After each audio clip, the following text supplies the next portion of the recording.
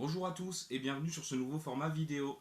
Aujourd'hui, on va parler de la vie de Richard Cœur de Lion. Je commence par ce personnage parce que j'ai de la chance qu'il soit mort pas loin de chez moi. Donc du coup, après vous avoir raconté sa vie, on ira voir ce fameux château où il est mort. Donc n'hésite pas à rester jusqu'au bout pour voir ce château et à t'abonner ou à lâcher un pouce bleu, ça fait toujours plaisir et ça fait avancer la chaîne. Allez, on commence.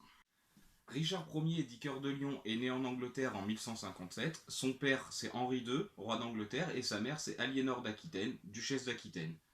Il devint comte de Poitiers et duc d'Aquitaine à 11 ans.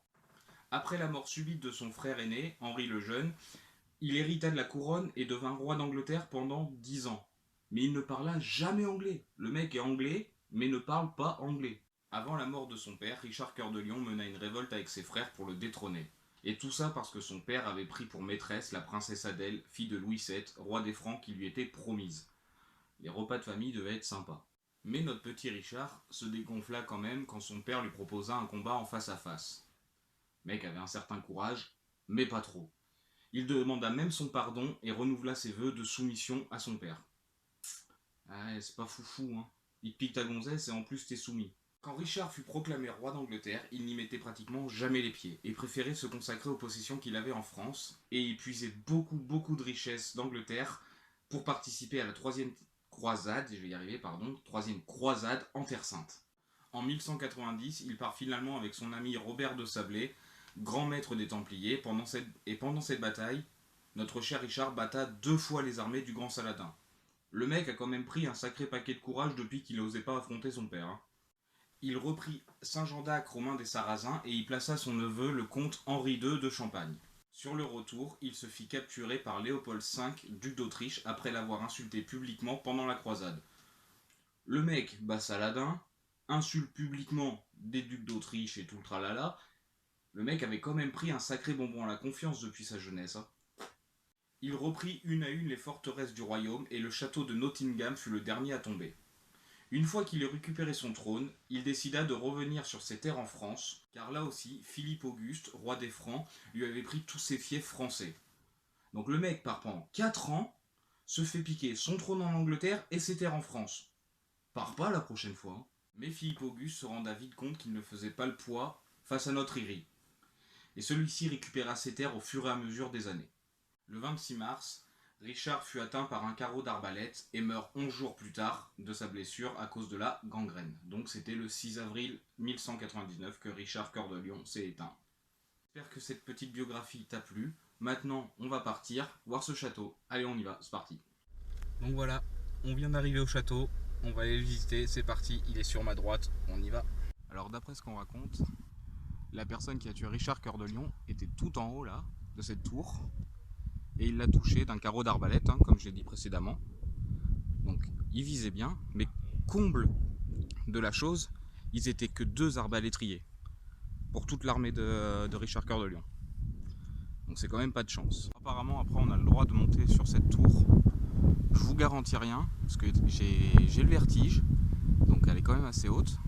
Mais on va essayer quand même, hein, pour vous, je vais essayer de le faire. Vous voyez ce qui vous attend si vous vous abonnez pas à la chaîne et que vous mettez pas un petit pouce bleu. Donc là on se trouve dans la salle à manger du château, comme vous pouvez voir, avec la cheminée, hein, qui est d'époque, qui a sûrement été refaite quand même, mais qui est d'époque.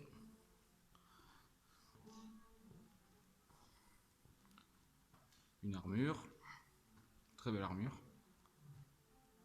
Et chose la plus importante, j'ai oublié de vous en parler, c'est devant cette cheminée que Richard le Cœur de Lion s'est éteint. Je me trouve dans une salle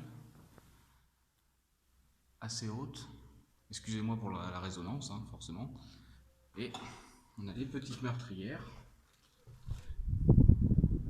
qui dominent la ville. Bon, là on est en haut de la première tour, la deuxième est là. Je suis assez essoufflé parce que c'est haut quand même, hein. Donc voilà, voilà le paysage qu'on pouvait observer.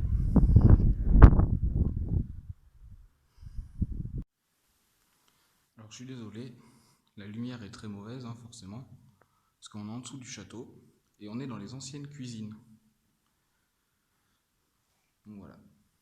On va retourner un peu vers la lumière pour que vous y voyez plus clair.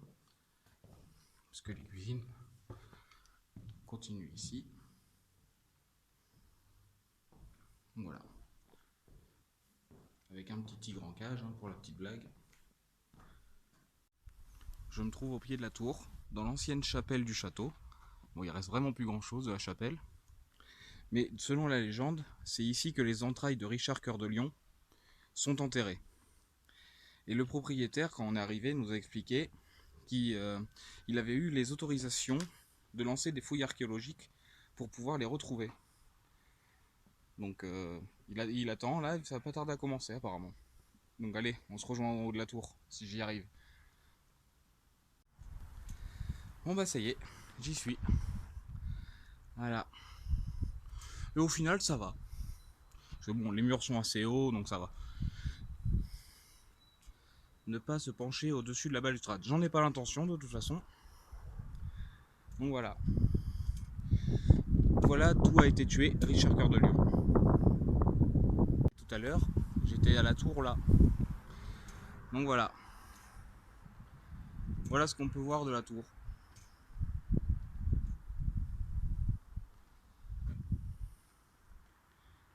Et puis, on revient là. Voilà. Bon bah voilà, cette visite est terminée. La biographie aussi. J'espère que ça t'a plu. Il y aura d'autres formats comme celui-là. Donc n'hésite pas à t'abonner si tu veux suivre. Ou à mettre un petit commentaire, un petit j'aime. Et nous on se dit à la prochaine. Allez, ciao.